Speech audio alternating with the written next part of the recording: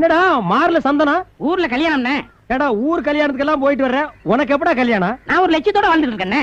என்னது லட்சியமா? உனக்கு கூட இருக்கா? ஆமாண்ணே. என்னது? இந்த இந்தியாவுக்கு எப்ப சுதந்திரம் கிடைக்குதோ அப்பதான் எனக்கு கல்யாணம்.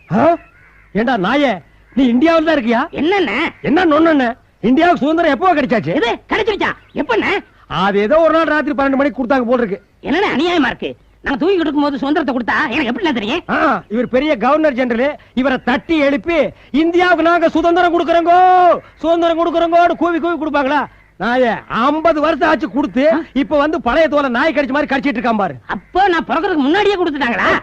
இறக்கிறதுக்கு முன்னாலேயாவது இந்த உண்மையை தெரிஞ்சுக்கிட்டியே, அது இந்தியாவுக்கு ரொம்ப நல்லதுடா. அநியாயமா என் இளமையும் அழகும் வீணாய் போச்சு. என்ன நீ கலாட்டா பண்றதுக்குனே வந்திருக்கிறியா? இல்லையே. இப்ப என்ன சொன்ன நீ? இளமையும் அழகும் வீணாய் போச்சுண்ணே.